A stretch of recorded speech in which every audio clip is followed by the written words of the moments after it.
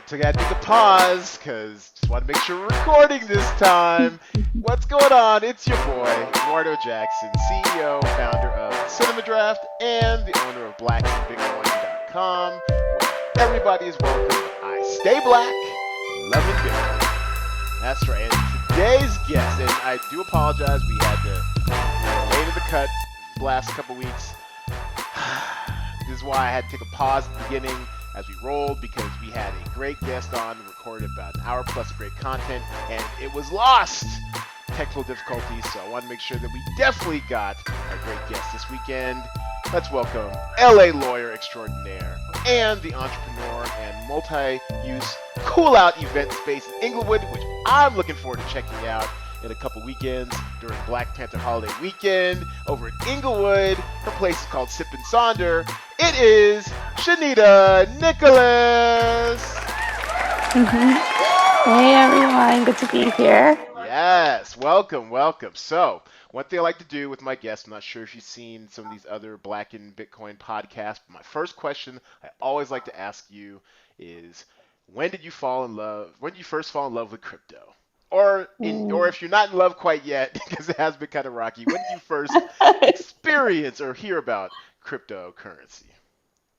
Yeah, I guess the first time I heard about it in like a real way was maybe 2 or 3 years ago. I was having a conversation, or right before I left business school, and people were kind of talking about getting into an alternate investment platform, and didn't really know what they were talking about at the time. I kind of knew there was this like thing that's been around for a while, but kind of the chatter got a little louder and started to look more towards that. And then this past year, maybe the last 2 years, I got really intrigued by wealth creation and wealth sustainability, particularly in the Black community, and looked around in that, and this idea of having like a cryptocurrency was the only thing that kind of made sense of something you could do that wasn't already a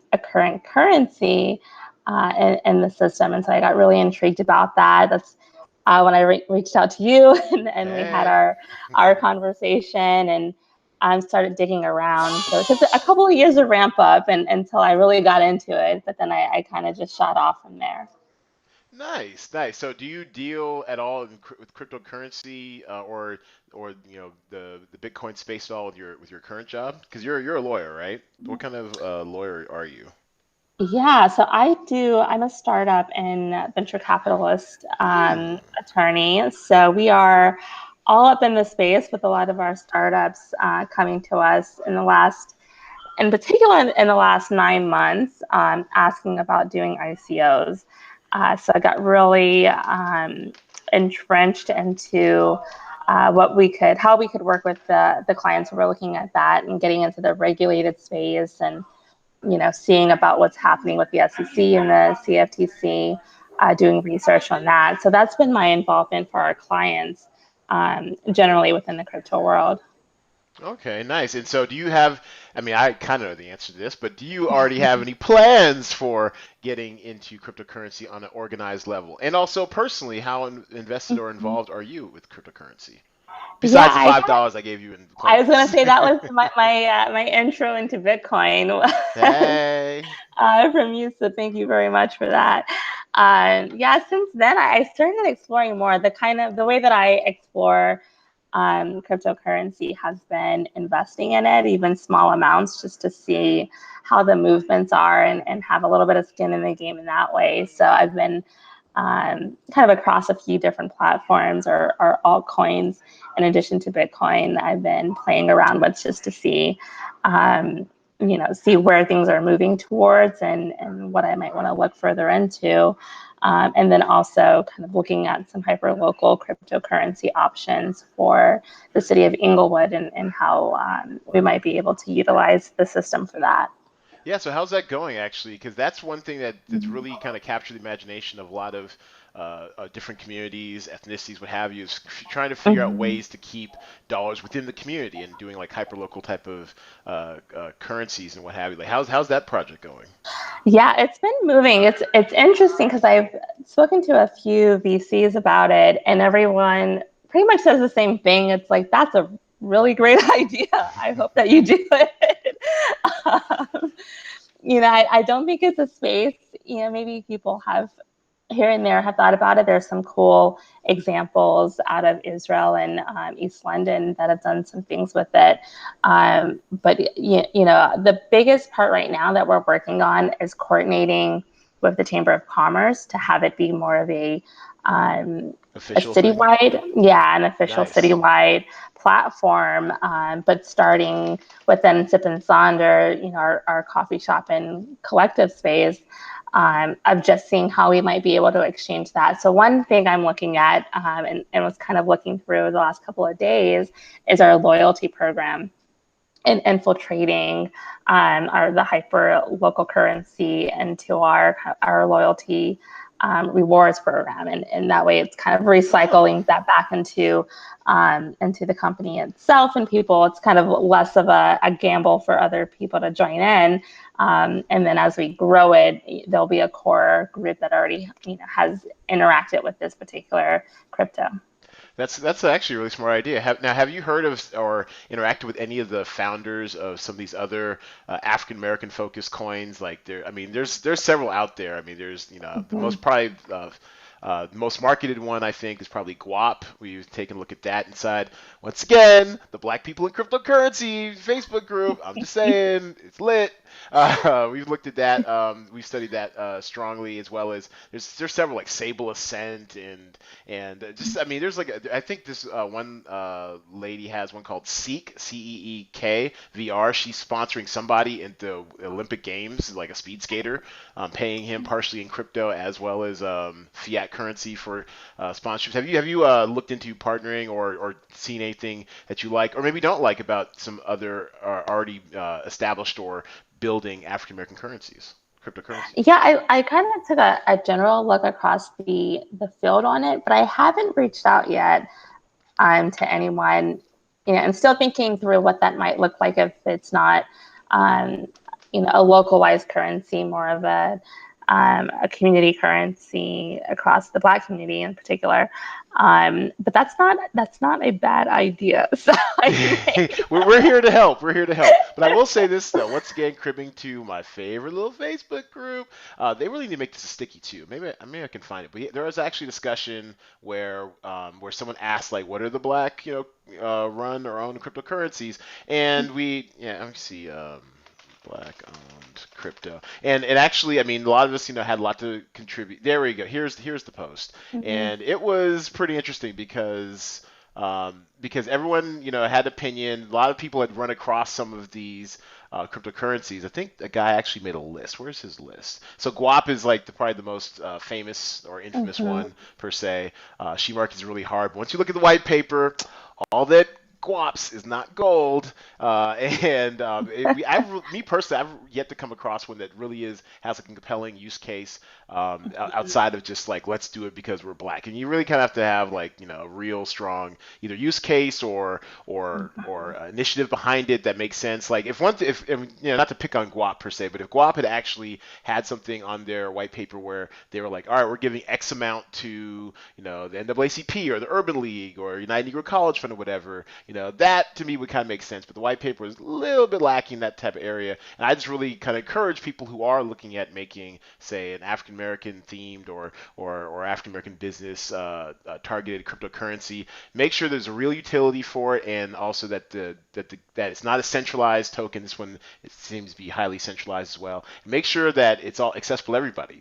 Guap also has kind of like a slight barrier. I think it's like $100 minimum to buy in, and it's just a lot of issues with coins like this. So just be careful out there when you're setting up your coin. If you're looking for some good resources for people who are developers and blockchain people like that, friend me on Facebook. I'll slide you right into the Black People in Cryptocurrency group. There's a lot of people in there who are like running master nodes and like who are working on developing blockchains themselves. Who have contacts with people with coins. It's really I feel like I'm shilling for them. I've not been paid at all for this group or anything, but I find that I actually get a lot of value out of them every day. It's a pretty cool group. But almost 10,000 Awesome. strong too. So. Yeah, that's pretty awesome. I have a quick question for you, just Oh, based on that. sure.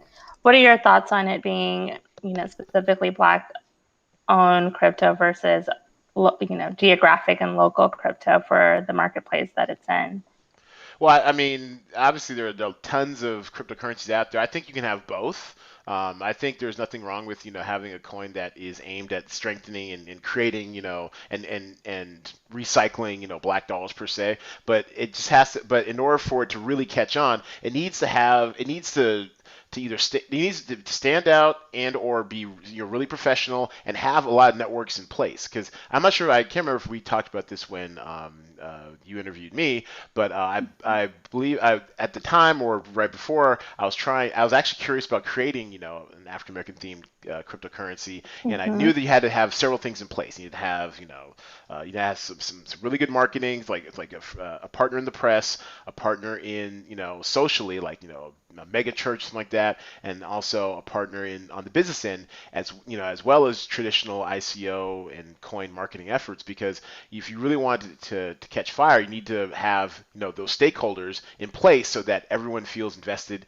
in growing the coin. You also want to make sure that it's easy for people to individually participate by either mining it or setting up master nodes or bounty programs or ways they can be rewarded with your coin for performing tasks or for free. I mean, and you basically you just can't have like a blockchain for blockchain's sake and create a Mm-hmm. cryptocurrency, because as Deidre from the chief admin over at Black People in Cryptocurrency likes to say, that a blockchain without Bitcoin or a cryptocurrency is just a database. People don't have an incentive to secure the network, to keep up the value, to stake and hold it, per se. Mm-hmm. So actually, that's I'm glad you mentioned it, because I actually have a really good example. There's a coin called Shekel. Have you heard of Shekel? Shekel's great. Shekel. Shekel's No. Yep. awesome. There, I mean, it's as you might expect, it's a Israeli coin. Their ticker symbol, damn, where is I think shekel.io. It's their ticker symbol is JEW, as in Jew. But when you go to their site, I mean, it looks like a really well laid out. Like, I read the white paper and stuff. Everything's really well. Oh well, don't want to download it. Everything's really well laid out. Nice features. It's swift. It's fast. You can participate with a master node. Buy like 1,000 shekel or something. You can have your own. Oh, sorry, 10,000 Oh. shekel or Jew or whatever, 10,000 of those, that you can have your own master node, get paid off of that, and clearing transactions, what have you. And it's also a privacy coin too. So it shares a lot of features that a lot of these coins out there, but and you never see anything. It says Shekel's community driven. What does it mean by that? It doesn't say anything. Yeah. It doesn't say like you're supporting Yeah. Israel or anything per se, but it does look clean, and all these features are nice, and didn't even have an ICO. That's interesting. Wow. And it's really, I mean, but you would never really kind of know if you didn't look at it, or make the association with the name Shekel, that it's Israeli run coin. Mm-hmm. I think it's kind of cool. Like, this is a really good example of how, if you set up a coin like this, but you want to do something for the community, whatever. This on its own as a cryptocurrency has value, because it's anonymous, peer to peer, it's fast, it's got low transaction fees, and you can also stake it, and its proof of stake protocol takes up a lot less energy than proof of work like Bitcoin. So. Yeah. As Oh, a I coin love. on its own, I might want to own this, even if it Yeah, didn't I help. Yeah. will definitely be. Well, you know me. I'm gonna dig into this right after. That's right. If you're quiet, you're excited. That's right. Yay! Okay, so let's do an air horn. You probably can't hear this, but we did an air horn. Let's take a look at crypto in the news. Blow through. I mean, there's so much news. I sent you a rundown last night, and my goodness, there's stuff keeps popping up. We might actually only be able to cover a few things. There is a big article that people took a look at. Oh, this is not it. Basically, the crypto utopia. There's a big article in the New York Times, I think, about making Puerto Rico a crypto utopia. Focus a lot on this man, Brock Pierce, slightly controversial figure, but one of the early adopters in the Bitcoin space. He's invested heavily in a lot of Bitcoin startups. He actually also is featured on a piece we'll get to in a second called the Bitcoin, the crypto rich list. He's up in there because he has made some really good investments really early on, and he's super plugged in. And one of the things he's into these days is turning Puerto Rico into a crypto utopia. Have you heard about this, Shanita? I have actually, and it is interesting to Yeah, say get the get least. your sunblock ready. Let's head down to Puerto Rico, y'all. Now The there. new Cayman Islands. Yeah, Cayman Island. Yeah, I mean, I actually was looking into Puerto Rico a few months before Maria hit because I'd heard about how it's like for businesses, there's like no tax for startup businesses for like It's the a huge first, tax shelter. yeah, for like 2 or 5 years, something like that. So I was Yeah. looking at it might be a move for Cinema Draft, and maybe we might be able to get some grants or something down there. But then Maria hit, and I just kind of let it go by the wayside. Mhm. But looks like they're rebuilding. Right? Seems like the mayor of San Juan's welcomed them. They've kind of set up shop in an old church or something in the middle of the city, and it's like Brock and a bunch of other crypto millionaires and billionaires are coming down to set up shop. Mixed reaction from the Puerto Ricans. I mean, there's and as a Seattleite who's seen his neighborhood of Rainier Valley get not so slowly gentrified overnight. I can understand, how they feel. But if they're bringing resources and new energy and helping rebuild, I think it might be a good thing. Maybe. Yeah. You ever been to Puerto Rico, Shanita? You're a world traveler. I have a couple of I knew times. you had. I knew you had. I knew you have.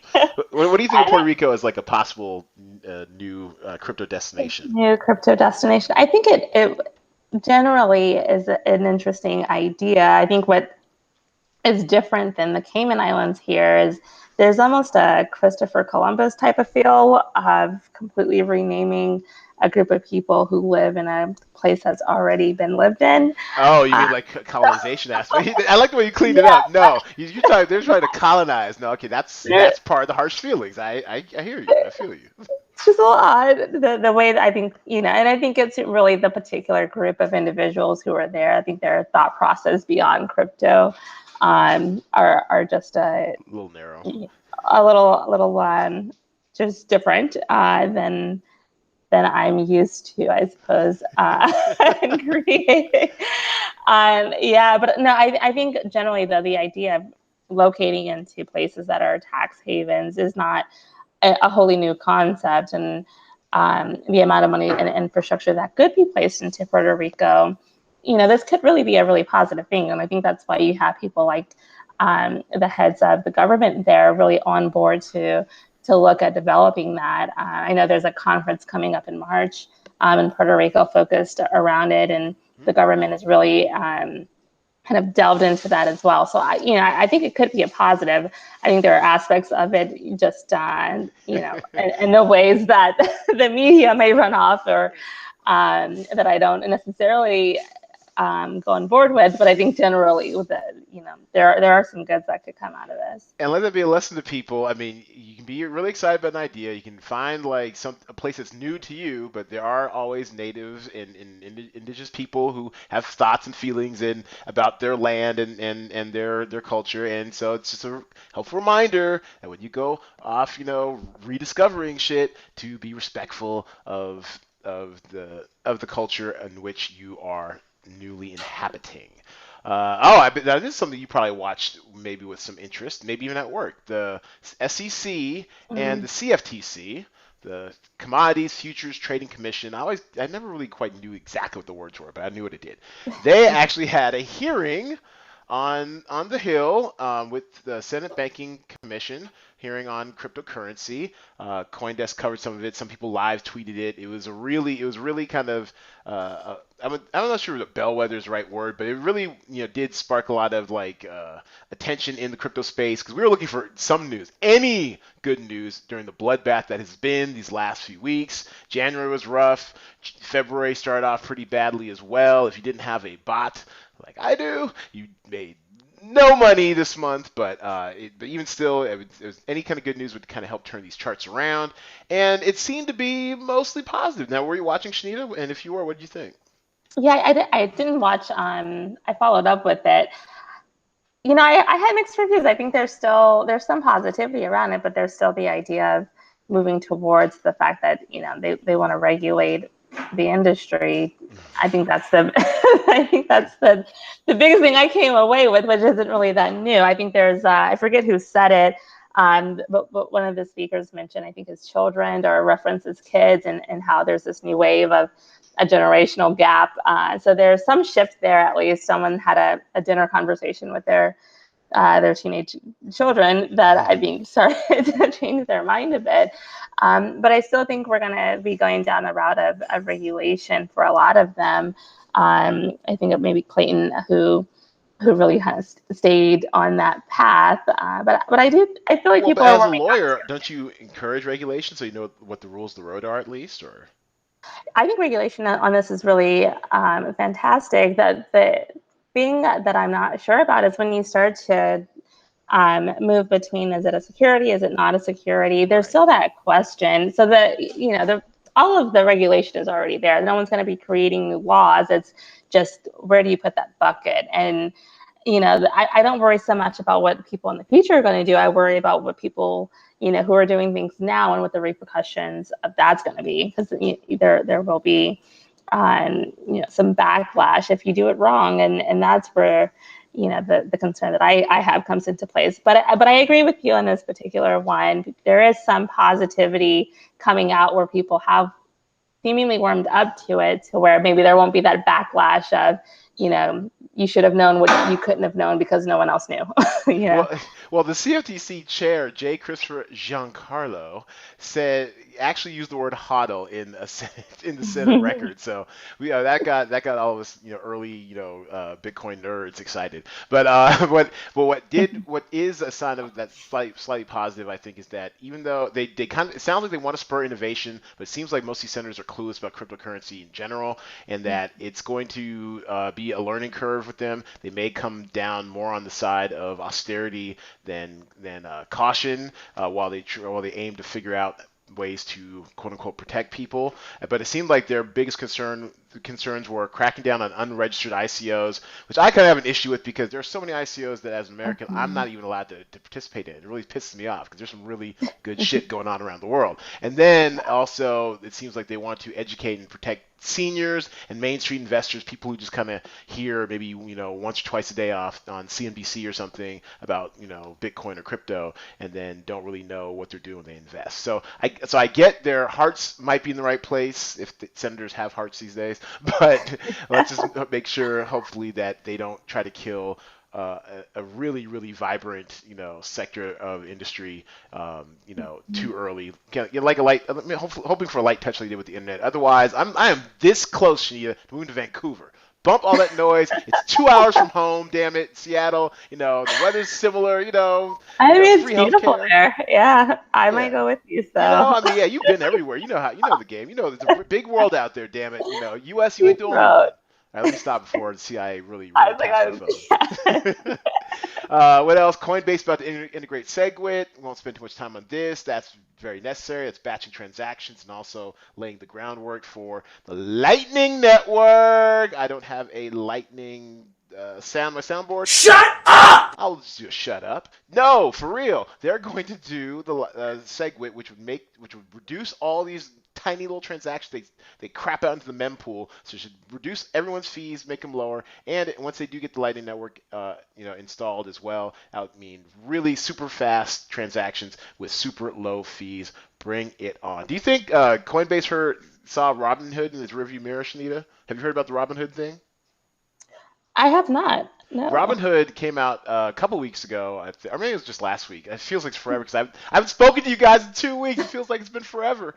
They came out last week and said that they were offering zero fees in cryptocurrency buying Wow. and trading. I think they're starting off with Bitcoin and Ethereum, maybe Litecoin, but and it's only in 5 states. They're testing it out, but I mean, basically, you can exchange fiat for Bitcoin on Robinhood starting, I think, any day now.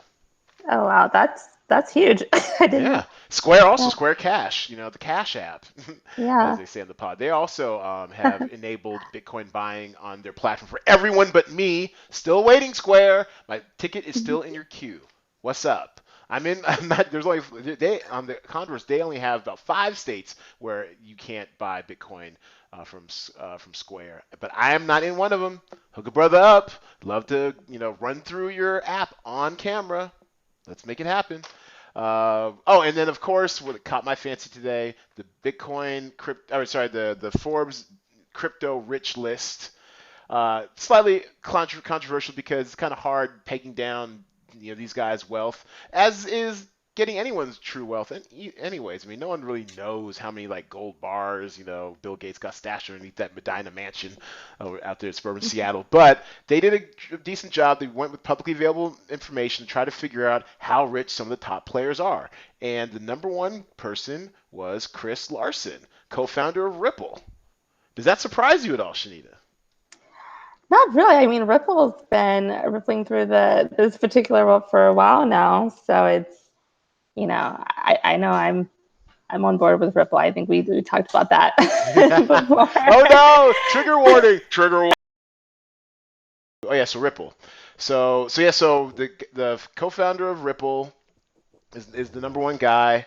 Number two, estimated worth. Oh, with estimated worth between 7.5 and $8 billion.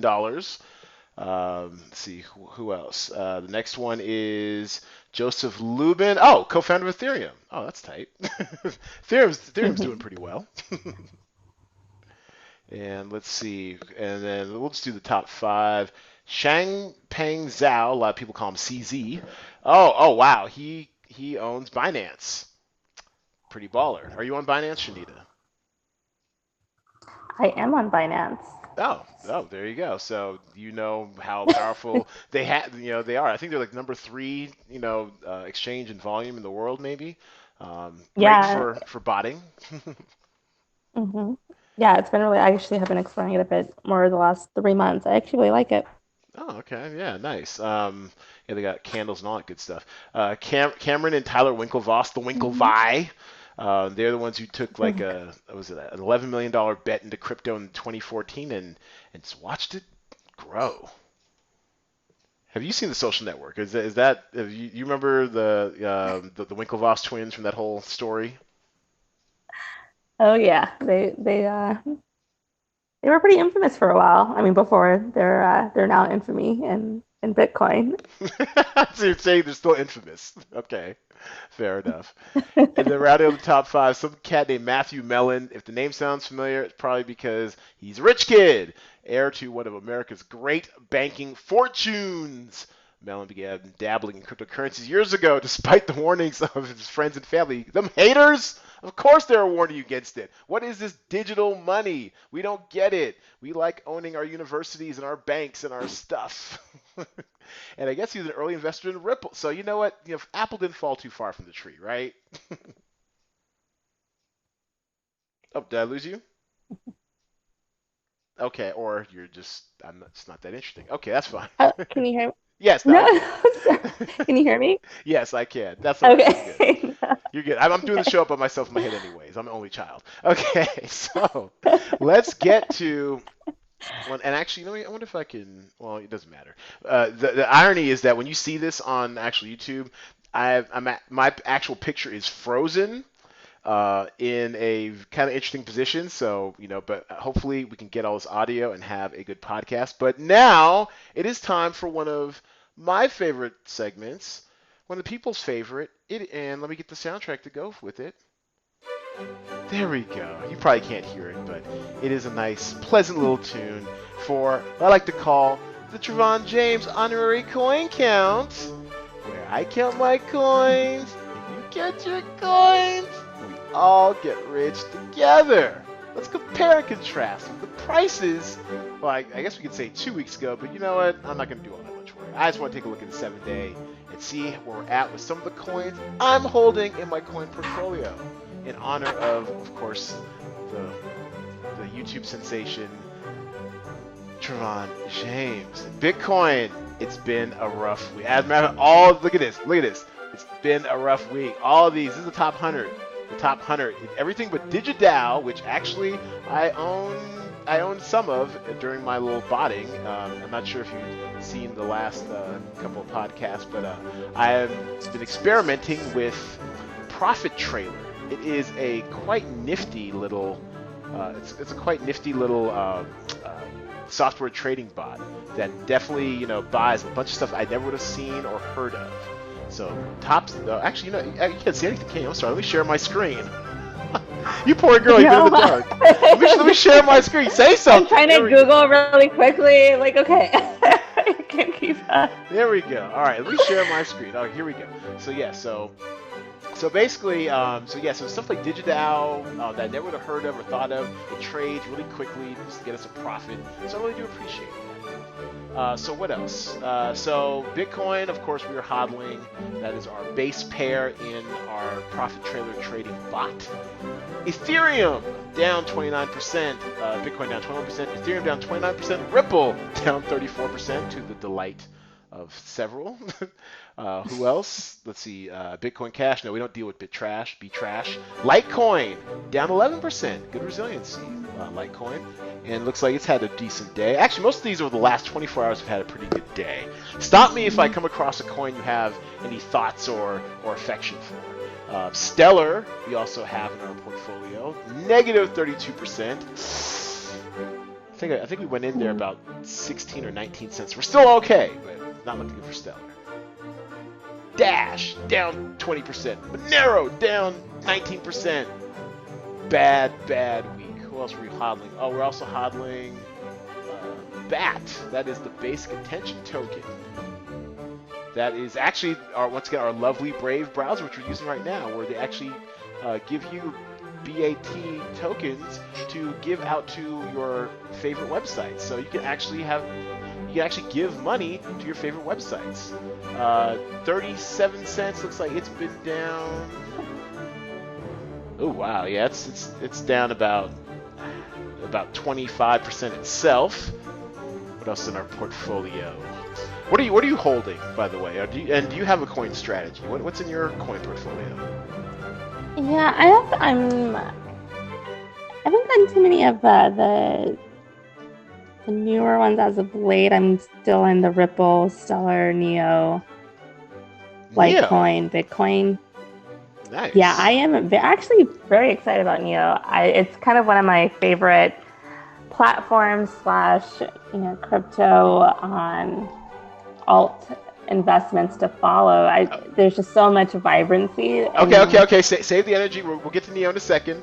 Neo's on deck. I don't want to give away the next I'm sorry. segment. I got too excited. I know, right? Okay, that's good. That's good though. Because actually I've got questions on Neo, so I would love to have you learn a brother on some Neo. So we're also following Substratum, which hopes to open up the internet to all. That also had a good day, but also in the last 7 days it's been down. Oh wow, it's from 85 cents. Okay, it looks like it's recovered some. This looks like it's been down about 15% or so. Who else are we tracking? Bloom, now being tracked on CoinMarketCap, 82 cents, which is below our ICO price, but it's also recovering. I know, that's pretty sad. We actually got in at like $1.26. It had a moment, and then the moment passed, and hopefully it will recover like everyone else. And over the last week, what's Bloom done? And Bloom actually, and that's the thing about Bloom is interesting, because people complain or talk shit about Bloom because they're not like overly aggressive with their marketing, they're not like overly out there trying to get people to refer or whatever. That's because they're focusing on the product. They're actually named one of the top 5 cryptocurrencies or is it, yeah, altcoins, whatever, to watch in 2018. So by, I think it was Forbes or TechCrunch or something. See, so yeah, so $1.09, and yeah, so it's also down about 20%. So yes, and that is your Javon James honorary coin count, where we hope to have a better week next week with still a lot of more of the same music. Okay, enough of that. So, it's prefaced by her enthusiasm for this coin. Today's altcoin of the week, this week's altcoin of the week, is Neo! Air horn.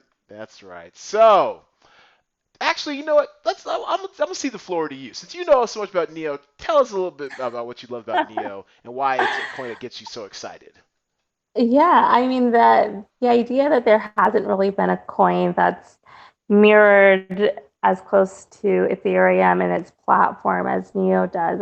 To me, Neo represents the full encompassing of the entire blockchain Ooh, process. And ooh. that to me is really exciting to have something beyond Ethereum that you're able to look at and see what the build out is and potentially developing something even bigger, maybe not bigger, but even more in tune with everyday life than Ethereum even is. I know there's some kind of in the pre notes, you talked a bit about the decentralized apps. Hmm. So I'm just intrigued to see how one user friendly they're able to make the platform, and then how developers are going to respond to their development on that platform. I'm curious because there haven't been a lot of players to really do that apart from Ethereum. Okay, no, and fair enough, and you're right. It is a platform for programmable assets like smart contracts and stuff, or as they like to say, was it digital assets plus digital identity plus smart contract equals a smart economy. And they actually have a lot of decentralized apps or dApps, holla at your boy, they are already they've already built off of, on the platform, and it's just, I mean, it seems like a cool way to do a coin or a token where maybe even for a hyperlocal situation like Inglewood, where you Mm-hmm. can have, Yeah. or everyone can have their Inglewood citizen ID or whatever programmed into the Neo esque blockchain, and you guys can execute stuff like that. I mean, actually, it's actually a pretty cool idea, especially if you can keep the transaction stuff down low, to do stuff like smart contracts with like me. You can keep track of rent that way, or maybe it might Mm-hmm. eventually replace a lot of sorry, your jobs, where a lot of forms and stuff that people can easily kind of fill out that are right now need like a paralegal or very junior lawyering can be taken care of, stuff like this. So it's very interesting what can be done with platforms with smart contracts and stuff like Neo. Yeah. The my one issue with Neo, and it kind of goes back and forth, is just it's so tied to the regulation happening in China, and that's been so up and down. That's right. Neo is China So based. Neo, they're just it's China based, yeah, and so it's just not to say that we have a great system going on in the States, but um, that's the one area where I'm like, oh, I just don't know where it's going to go because of that uncertainty within the regulatory environment that it's set on. No, fair enough. And here we have, so once again from our favorite spot, the BPNC, they actually have a digital asset evaluation score sheet. This is the first time I filled one of these out because I have my own little messy internal metrics for what I look for when I'm investing into a coin, but yeah, they've actually codified it. So let's take a look. And they've got this nice, cute little, was it anagram, or I don't know, not whatever you call it, the little security, participation, accounting and legal, community management and team, earnings, supply and demand, usability, industry slash institutional backing, technical, and X factor. What they like to call, all together now, Spacesuit X.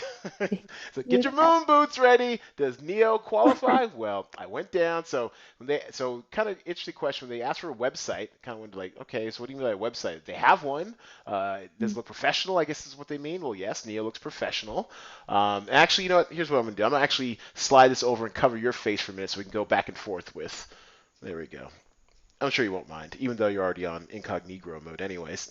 so so what we're looking for are the website. Yes, a professionally done website. GitHub commits over 359. So that shows a lot of activity, a lot of development. That's important. What else? The total supplies, the coin supply and the total supply. Now that's actually important because you want to make sure that you don't have too many, you don't have too little.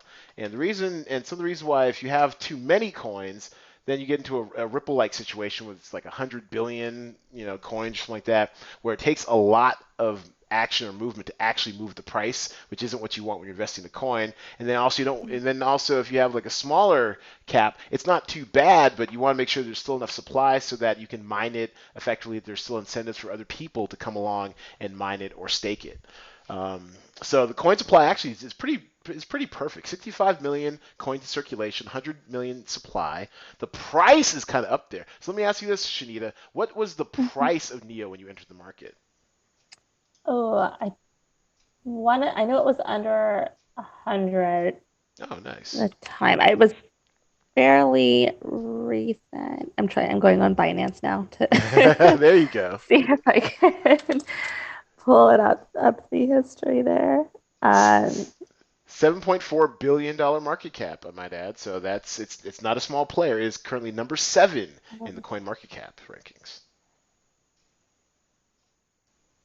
Let's see. And then oversold, undersold, and that's actually a great question because that brings us to our burgeoning area of technical analysis, the TA. Lordy, thought I left all that behind when I graduated MBA school, but no, we are back looking at these charts. Damn charts, but you know what? It has been helpful to try to figure out the directions of the markets. This is the chart for NEO versus the U.S. dollar, and as you can see, kind of the action that's been going on over what. Let me see, what chart is this? I think this is a. This might just be a daily.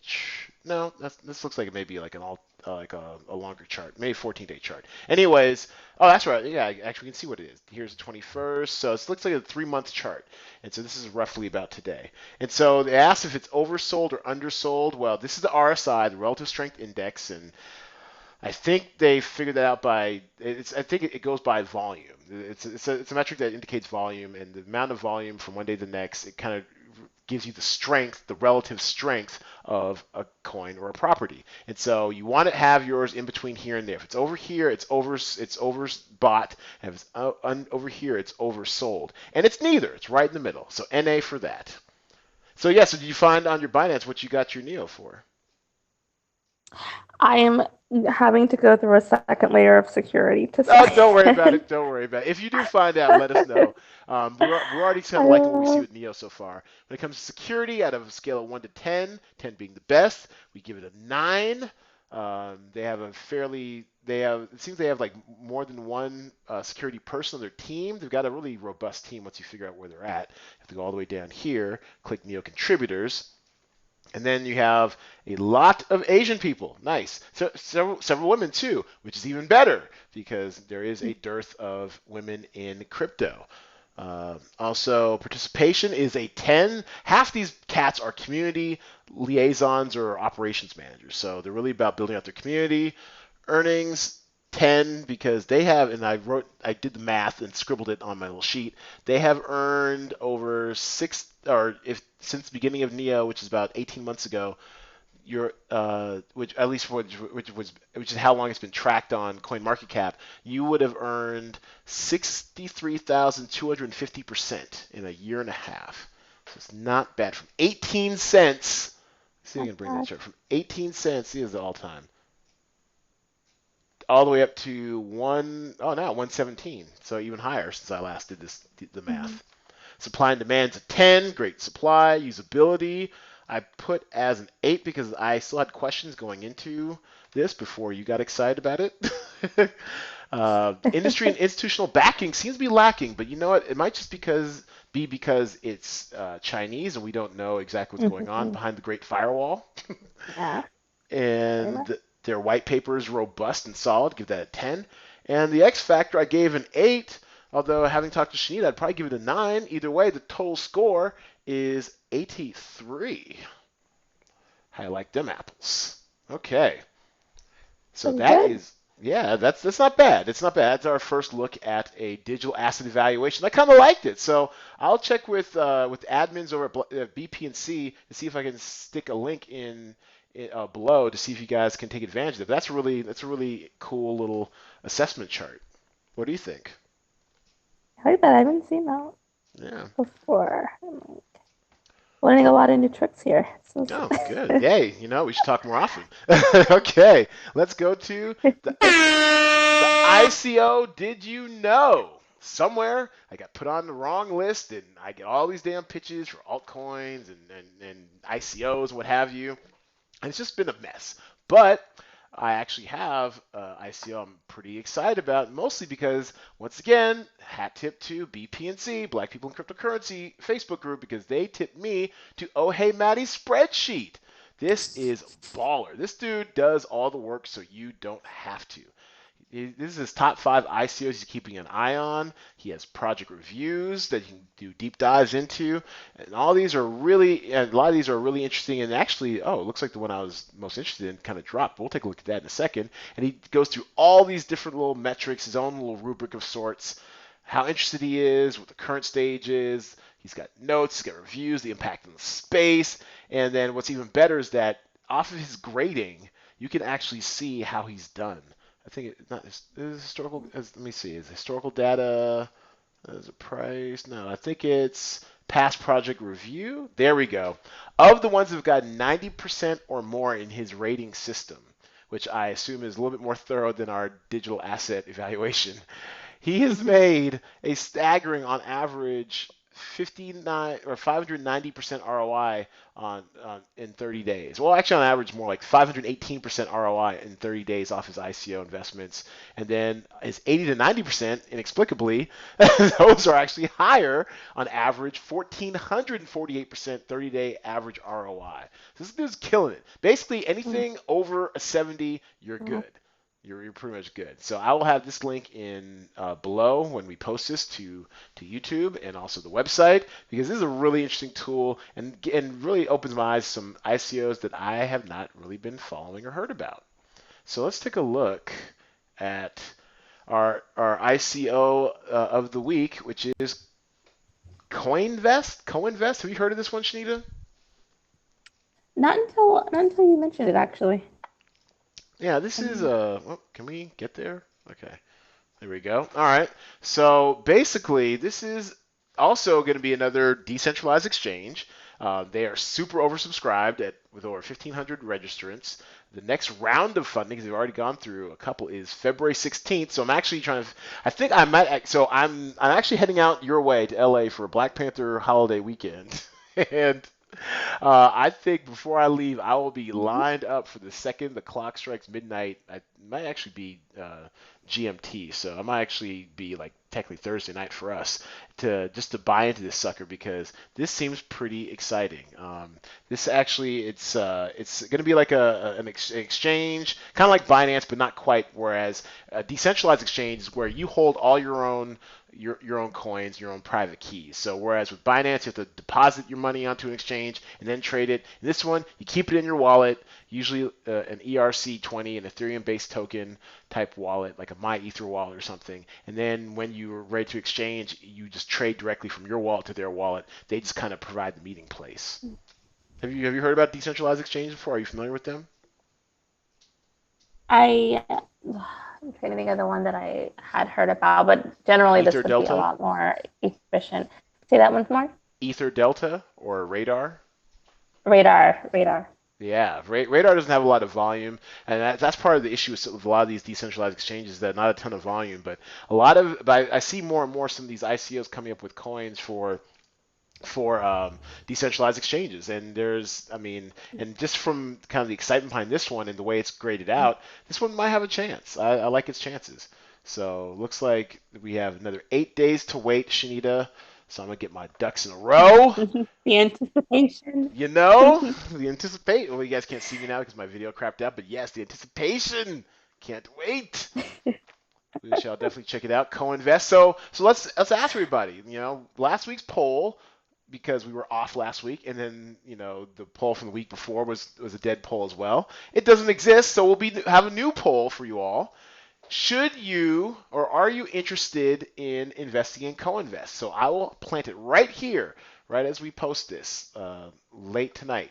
Are you interested in investing in co-invest? We'll do a poll here. We'll let it run for 6 days, and you let us know whether you're interested in getting into co-invest, a decentralized exchange that will have its own ICO and token coin, and let your voice be heard. Let me know if you're interested in investing into the Coinvest ICO. Okay, ask a BTC guy. Send me your crypto questions. I'll send $10 in BTC from my Coinbase tipping wallet. All you gotta do is email me your question at blacksinbitcoin@gmail.com. That is blacksinbitcoin@gmail.com. The top 3 questions I get, I will answer on the air with me and my guest. Now, the first question I have is from Jason. He said, "Can you explain Ethereum mesh nets? Is this what Substratum is working on?" Now, actually, I haven't heard of an Ethereum mesh net, but what Substratum is working on is kind of a mesh net. They're trying to basically create internet experience that is borderless, that is free from any kind of blocking. It's basically a layer on top of the web that we already have, kind of like an Internet 2.0. Have you heard of Ethereum mesh nets, Shanita? Am I missing something? I have not. No, this is all new for me. Yeah, because most mesh nets I've heard of is something like really like micro local or whatever. Like if you're in like say like a Starbucks and everyone's Hmm. on their their cell phone and decide to do a mesh net and have like their own little internet between each other. That's the most mesh nets I'm used to hearing about. But the Substratum kind of is like a mesh net. It's really they're really going into internet freedom and stuff, which our era of deregulation and gosh Hmm. and killing of net neutrality, we may need some substratum like for real. And I've been begging them to let me run a node. Who do I gotta sleep with to get a node around here? Seriously, I have tweeted at them, I have emailed them, I've signed up. Hook a brother up. I want a node because you can actually earn money on by running a node and leaving it running when you're not using your computer. Sounds like gold to me. Let's see, No, Substratum. Yeah, so if you you. aren't familiar with Substratum, check it out. It also, I mean, it has really potential um, world-changing possibilities to it. I'm a huge fan. So thank you, Jason. I'll be sending $10 from my BTC Coinbase tipping wallet to yours. And yeah, so this is kind of my bad. Only one question this week because we were off for a couple weeks. I get it. Out of sight, out of mind. Sad. So Shanita, do you have a question for us? It's okay if you don't. I know I'm putting you on the Well, spot. I yeah, no, I did have a question. Just looking at we kind of spoke on this when we met as well. If you'd heard of or seen any new AR VR based coins that have popped up that are interesting or Oh, we should be looking I at. don't think I have, but let's Google real quick. The Gaze coin, okay. VR AR blockchain token get paid to gaze. That sounds interesting. Pay me to play a game or to watch Netflix on a virtual reality screen. I'm with it. Their ICO is complete. Okay.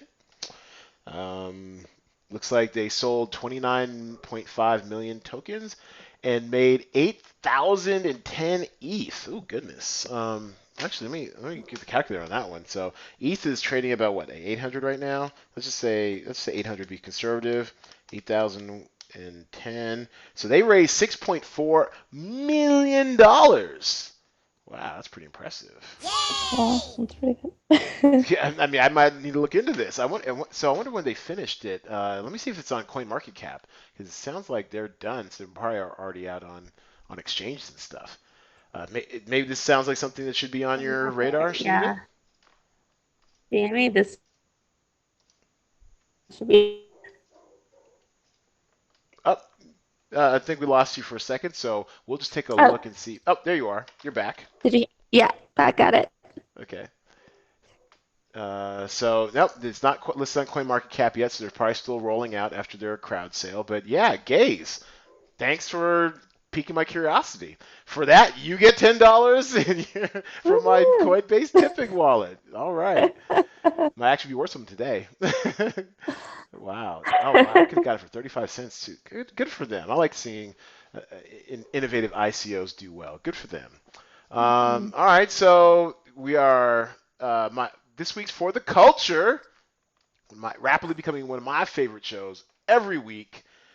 It's actually two of my favorite shows. Actually, it's the best hour comedy hour on television right now, and it is in, of all places, Freeform, for crying out loud. I'm talking about Grownish and Alone Together. Are you familiar with either of these two shows, Shanita and Nicholas? I am familiar with Grownish. I am not familiar with the other one. So are you like actively watching Grownish, or you saw like the pilot and you just kind of checked out? I am probably more of the latter, unfortunately. Not because I tend to not see too many shows generally. Well, you know what? Well, I watch all the shows, so you don't have to. This show is excellent. It gets better every week. I love it. It's adorable. I just watched. It comes on Wednesdays, 5 p.m. Pacific time, followed by Alone Together at 5:30 p.m. And this week's was just. I mean, she has like her first heartbreak, and it's just. I mean, it was just beautiful. It was just a great show. I mean, Mhm. there are so many great lines. The acting is seamless. I had my reservations about Zoe going off to college. I mean, besides the fact that she wasn't always like the bright one per se, at least through most of Mhm. Blackish. Do you watch Blackish? I did, yeah, that I watched. Okay, yeah. So she wasn't always like the brightest one until kind of like the later couple seasons that kind of made her like sneaky smart. But she's a really fun character, great actress and a great ensemble too. Where now instead of usually being like the token black person, it's like the token white person. First of all, what college in LA has this much diversity? I I love know. it. I mean, it must be It is this. pretty great. It's just great. It's like they've got like this one token white bisexual chick who's super funny. She's hysterical, and everyone else is. It's just a really well done ensemble show. And of course, Yara Shahidi is a woke star. If you've seen her Twitter at all, Hmm. she is very very about that business. Yeah, so I really enjoy I was gonna say Blackish, Grownish, the spinoff from Blackish. It's so well done, and I think I tweet out tonight that every week it just brings joy into my life or something really corny because I just felt really heartwarmed. It's a really great show, really great writing, great acting. So that's Grownish, and then the other one I just think is flat out hilarious. It's called Alone Together. You know what? I encourage you to sample it, Shanita. Not that I mean, not gonna do any like age discrimination or anything per se, but this is probably the definitive millennial comedy that I've seen that actually kind of pokes fun at millennials by millennials, but that also kind of makes it universal. Because a lot of times, I mean, a lot of times people come down hard on y'all because they think you guys are vapid and self-absorbed, whatever. I mean, everyone's vapid and self-absorbed. That actually crosses any generation, right? But the way they do it, it's so charming and winning, and they're truly best friends. It's like their whole shtick is that they've never dated, they're not like in love or anything, they're best friends, and he even introduces himself, anytime like some guy is dating her, like, yep, we don't date, we're just best friends. I know it's weird, and Mhm. it's super cute. It's like a millennial version of Seinfeld. If Seinfeld and if Jerry and Elaine were spat out in today's times and lived among us right now, just focus on them. This is because their shows are about nothing. It's like the most minutia, but it's hysterical in the most millennial way possible. I encourage you to check it out. I really do. And it's set in L.A. too, so there's a lot of L.A. isms in there too. And it looks like we lost Shanita's audio for a second. Okay, so yeah, so everyone, Grownish and Alone Together, definitely check those out. Let's see. So let's bring this in for a landing. Air horn. Thanks everybody for listening and watching. How can you check out Blacks in Bitcoin and support us? Well, go to our Twitter at Blacks in Bitcoin. Go to the site, blacksinbitcoin.com. Facebook, Blacks in Bitcoin. Instagram, at Blacks in Bitcoin, but no Snapchat. We don't do none of that. Also, please subscribe and rate and rank this podcast at iTunes, Google Music, SoundCloud, or wherever your favorite podcasting outlet lives. Please subscribe to our YouTube channel. Give us a thumbs up. Recommend us and follow us. Subscribe because the more people who subscribe, the sooner I get a chance to actually name this channel and not have it be some weird kind of URL. And if you're curious about my fancy sports style movies game, it's at cinemadraft. Cinemadraft, not the Slack, That's at cinemadraft.co. That is cinemadraft.co, which is right now still in our fundraising round. But you can see examples of how everything works. Sign up for our beta list to let be made aware the second we are funded and up and running again, or visit our store and get some merch. Merch is always great. Also, feel free to support me by signing up for a Bitcoin account at Coinbase for your first $10 deposit. They will give you an extra $10. They'll give me $10. Win-win for everyone. Appreciate that. Or you can always tip me at my little old blockchain.info wallet. Super long address is also below in the description. Appreciate it. And even more, send me your questions. Tell your friend to send me your questions. I'm out here giving away Bitcoin in these streets. She and Nicholas can vouch for that. I am giving away Bitcoin. So, yes. And did we get you back, Shanita? Are you here? I am. Yeah, I think I lost you for a little bit. Yes, I Can you hear kind me? of figured out. We kind of ran without you, but I'm glad you're back. Well, two Okay. things. One, did you ever figure out what price you got in at on Neo on Binance? It was unfortunately a little over 100. It was at 102, Yeah, but you're still but up 10%. That's good stuff. still up to, yeah. That's good stuff. And then the other question is, we are wrapping up. So, Shanita, plug your ish. Yeah, so we are on soft opening for Sip and Sonder in Inglewood tomorrow. Ooh. So we'll be open from 10 to 4, Monday through Friday, up through our grand opening when we will have everything available at our normal hours. But anyone who finds himself in LA or in Inglewood, come by. There you have it. The Sip and Sun location, 108 South Market Street. The soft opening tomorrow, as in Thursday, February 8th, out there in 8th, yes. Inglewood. How actually, I know you get this question all the time, but how far are you from the Dunes, aka Issa Rae's apartment on Not that on far. Insecure? That's so funny because it's kind of Yeah, iconic. it's funny. It was kind of iconic before the Yeah. show, only because I mean, like it's not so much it was iconic per se. It's like I know exactly where it is. I pass by it all the time when I lived Hmm. like a block into Westchester, although almost Inglewood, and so it's like, oh, I know that spot, but I had no idea people would like go there and like take pictures in front of it and stuff. It's just an Like take apartment pictures. building. Yeah, it's a lot of that. So yeah, so Kind of definitely fun. support our girl Shanita Nicholas out, and thanks so much. We give you the claps. Thanks so much for coming out and guesting with me despite these myriad technical difficulties. I will do my best to edit around some. I appreciate you. Awesome. Next week, we This welcome was Black fun. Enterprises digital manager slash technology journalist Samara Lynn in the house, bringing Black Enterprise and the clout of it with her. In the coming weeks, we also look forward to having Bitcoin writer journalist Diamond Michael Scott. This brother, Shanita, has lived off the fiat grid for the last 3 years. That's amazing. That's That's crazy. I'm looking That's forward to awesome. hearing some of that. We'll bring him back. We actually did a Yeah. show, or tried to do a show with him that also had technical difficulties. I gotta get better at this. We hope to have him in on actually recording a show on the 20th because I'm having knee surgery on the 21st. Okay, and Mm. then also we are looking to have a redo with the lovely CNBC segment producer Courtney Brown. Oh, yes, we had such a great conversation. Hopefully, we can replicate something along those lines. So, thanks again, Shanita. You've been outstanding. Golf It's clap, been golf clap. great. Thanks for having me. Yes, yep, and there you go. That's you in the middle, right? That's right. Your hair. I can't miss your hair. So Yeah. that's you in the middle. And oh, that's right. You can't see me because I'm not sharing my screen because I suck. Anyway, all right. Anyways, but thanks for coming on despite all the technical difficulties. Thanks for talking some crypto with us, everybody. Thanks for tuning in and showing out. And if you love Bitcoin, hodl if you hear me. And that's the wrong music, but we'll let it play out anyways. Peace.